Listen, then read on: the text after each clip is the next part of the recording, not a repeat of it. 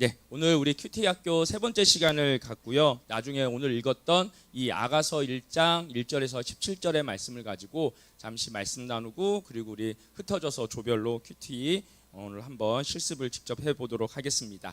자, 오늘은 이제 C형 큐티입니다. C형 큐티는 우리가 잘 아는 것처럼 제목처럼 실천형 큐티라고 할 수 있습니다. 그러니까 혹시나 기억하신지 모르겠지만 B형 큐티는 관찰형 큐티였다고 한다면, 이제 C형 큐티는 실천형 큐티라고 할 수 있습니다. 그래서 여러분이 가진 교재, 오늘은 몇 페이지를 보시면 되냐면요, 42페이지를 보시면 됩니다. 실천형 큐티 42페이지, 그리고 PPT 화면도 같이 좀 띄워주시면 감사하겠습니다. 저 안 보여도 돼요. 요것만 띄워주셔도 됩니다. 예. 지난 시간에 우리가 잠시 복습을 한다고 하면요, A형 큐티, B형 큐티, 그 다음에 C형 큐티까지 왔는데 한 번만 넘겨주십시오. 예, C형 큐티는, A형 큐티는 이거죠. 내용 관찰이었죠. 그래서 내용 관찰은 두 가지 요소로 구분되어 있다. 그래서 단락 구분과 그리고 본문 요약, 이렇게 질 수 있습니다. 그런데 오늘 본문을 공부해 보신 분들, 특히 아가서 1장 1절에서 17절 보신 분들 아시겠지만 정말 어렵습니다. 왜냐하면 주어를 엄청 꼼꼼히 살펴봐야지 단락 구분과 본문 요약이 가능하기 때문에 그런 것 같아요. 하여튼 그렇게 해서 하고요. 느낀 점입니다. 느낀 점은 세 가지의 요소로 구성되어 있습니다. 결론 세 가지의 반응이라고 할 수 있습니다. 회개와 감사와 찬양이라는 것으로 우리가 느낀 점들을 반응하게 되어지는 것이죠. 그리고 이제 오늘 배울 결단과 적용에는 요게 요소는 아닙니다. 그래서 결론은 결단과 적용이 뭐냐, 한마디로 하면 삶의 자리에서 실천하는 것이다. 이렇게 여러분들이 정리를 할 수가 있습니다. 그러면 이것을 조금 더 꼼꼼히 살펴본다면, C형 큐티는 내용 관찰과 느낀 점에 결단과 적용까지 기록한, 즉 객관적 관찰과 자신의 느낌, 생각에만 머무는 것이 아니라 말씀의 가르침의 삶의 현장에서 실천하는 데까지 나아가는 것이죠. 혹시 오늘 담임 목사님이 전해주신 오전 설교 말씀 들은 우리 보이스 지체들이 있으십니까? 그 목사님이 이런 말씀을 하셨어요. 우리에게 성경의 말씀이 있고 요것이 있는데, 그것이 분명히 뭐라고요? 우리 인생의 등불과 같은데 왜 우리가 이 등불을 켜지 못하느냐? 뭐요? 불을 켜지 않기 때문이다. 그런 얘기를 목사님이 하시면서 뭐라고 얘기했습니까? 실천하는 것이 등불을 켜는 것이다. 이렇게 말씀을 하셨습니다. 기억나시죠? 그래서 결론은 제가 우리 지금 작년부 우리 모범셀을 만들고 있다고 했잖아요. 우리 일교구 모범셀을 우리가 이제 젊은 우리 집사님들 6분과 같이, 집사님 권사님들과 같이 지금 이제 큐티를 계속 저희도 지난 6월부터 저희는 진행을 했는데, 이 진행을 쭉 해오면서 가장 어려워하는 게 사실대로 말씀드리면 결단과 적용 부분입니다.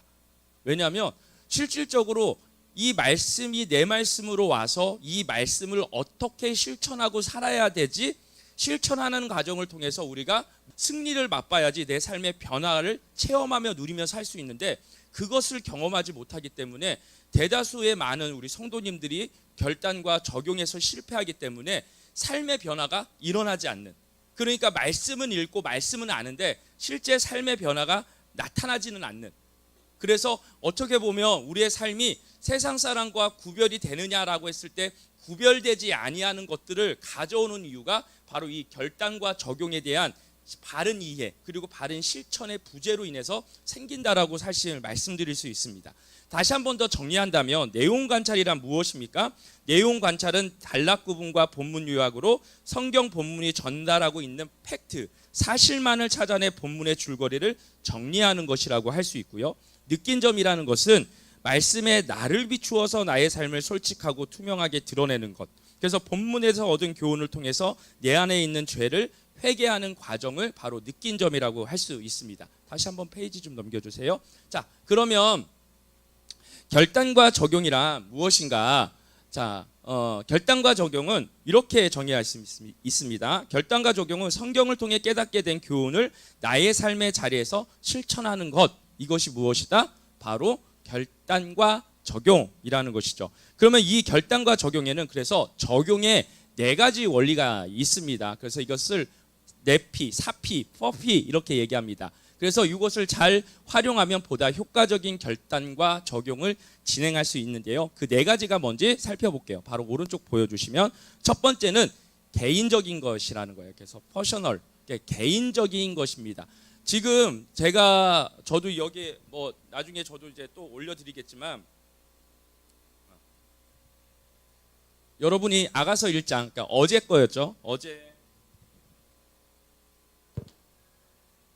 저도 이렇게 보시면 일부러 저는 이번에는 연구와 묵상을 제가 기록하지는 않았습니다. 한번 보여드릴게요. 요 카메라 좀 잡아주세요. 예. 요 카메라를 잡아주시면 뭐 얼마나 보이실런지는 모르겠지만, 예. 보이시죠? 여러분들이 영안이 열려 있으니까. 자, 이게 보시면 보이겠지만, 요거를 해야 됩니까? 소용없는데. 자, 이게 보시면 오직 주어는 나를 씁니다. 나. 왜냐하면 그 이유는 이 큐티는 누구에게 주는 메시지, 말씀이 아니라 오직 누구에게요? 나에게 주는 메시지이기 때문에 주어는 오직 나입니다. 너도 아니고 우리도 아닙니다. 나입니다. 근데 이것을 우리가 이제 설교문으로 작성할 때는 좀 달라지기는 하겠지만 개인적이라는 것이죠. 그래서 여러분들이 느낀 점을 적으실 때도 나라고 적으셨을 것이고 실천과 적용을 적으실 때도 나라는 사실을 절대 잊어서는 안 되십니다. 나중에 다시 한 번 더 해볼게요. 그리고 두 번째는요. 여러분의 교재 44페이지에 보면 실제적이라는 것입니다. 실제적이라는 것은 practical이라는 단어는 우리가 이제 실제적 혹은 구체적이라는 단어를 씁니다. 무엇보다도 결단과 적용을 실천할 수 있는 구체적인 대상과 내용이 있어야 합니다. 그래서 저도 이제 어제 아가서 1장 1절에서 17절을 쭉 적용하면서 저는 이렇게 적용의 끝을 줬어요. 뭐냐면 내가 하나님을 잘 알지 못함으로 인하여 시편의 기자들의 그 하나님을 향한 다양한 표현들을 이해 못하는 것 같다. 그래서 오늘은 시편을 묵상하고 하나님에 대한 이해를 구해야 되겠다.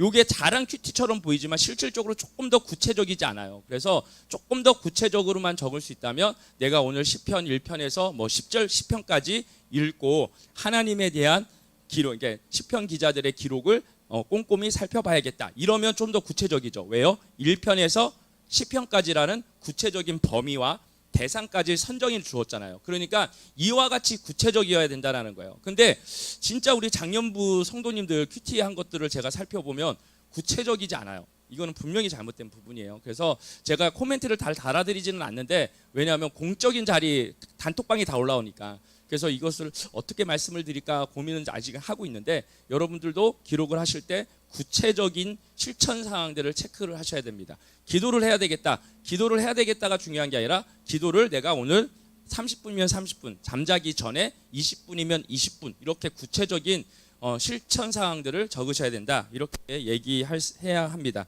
그래서 대상과 시간, 내가 무엇을 실천할 것인지에 대한 내용이 분명히 제시돼야 됩니다. 그래서 느낀 점과 적용과 실천은 달라요. 느낀 거는 내 감정의 문제예요. 그죠? 내가 하나님을 잘 알지 못한다. 죄송하다. 회개해야겠다. 요건 느낀 점이지만 실천하는 것은 내 실질적 행동이 따라와야 되는 거죠. 그러니까 반드시 그것을 기억해야 되겠습니다. 그래서 지난주 업무로 인해서 나와 충돌이 있었던 최 과장에게 라는 구체적인 대상이 심겨진 거죠. 자, 세 번째는 실천 가능한 것이죠. possible. 그래서 세 번째 P는 possible이라고 할 수 있습니다.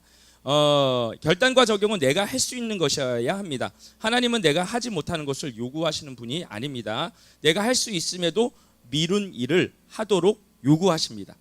그래서 다시 한 번 더 내가 할 수 있는 여부를 따지셔야 돼요. 그날의 일이면 내가 그 하루 만에 이 일을 완수할 수 있는가를 찾으셔야 돼요. 이해가 되시죠? 어쩔 때는 조금 길어질 때도 있어요. 기간 자체가 뭐 한 달씩을 놓고 할 수도 있다라고 생각은 해요. 하지만 분명히 일정한 기간과 그것이 실천 가능한가 이것을 좀 정리하는 것이 필요하다. 그래서 이것을 기억하셔야 됩니다. 네 번째는요. 프로그레시브, 점진적인 것입니다. 천리길도 한 걸음부터라는 말이 있는데요. 큐티를 통해 얻은 교훈이 목표라면 결단과 적용은 내가 목표를 위해서 어떻게 실천해 나갈지 행동 계획을 짜나가는 과정이라는 거예요. 과정. 그래서 따라서 한 단계 한 단계 징검다리를 놓는 작업이 필요합니다. 식사를 함께 하자고 말하겠다. 점심 식사를 함께 하면서 내가 먼저 사과하겠다. 식사비를 내가 먼저 계산하겠다. 이게 뭐예요? 점진적인 실천점들을 찾아 나갔다는 것이죠. 그래서 여러분들도 뭐 점진적인 것들을 찾아가시면 됩니다. 그래서 제 큐티 적용점을 조금 더 저대로 젓는다면 내가 시편 1편부터 10편까지 읽는데 오늘 오전에 1편에서 5편까지, 저녁에 6편에서 10편을 읽고 하나님에 대해서 구체적으로 정리해야 되겠다. 이렇게 하면 점진적인 과정들이 되겠죠. 그래서 이렇게 정리를 해보시면 좋겠습니다. 자, 그러면 전체 화면, 그 화면 전체적으로 좀 띄워주세요. 그래서 이제 결단과 적용입니다. 결단과 이렇게 보셔서 이게 정리를 퍼피까지 정리를 이렇게 하시면 이제 우리가 기본 요소를 이제 갖췄다 이렇게 보시면 됩니다. 자, 다음 페이지 보여주세요. 그러면 결단과 적용을 잘 하려면 어떻게 해야 되느냐? 그 다음 거예요. 예, 세 가지를 기억하셔야 됩니다. 결단과 적용은 느낀 점의 내용과 연결된 실천이어야 돼요. 그러니까 느낀 점과 실천점이 서로 다른 게 되어서는 안 되는 거예요.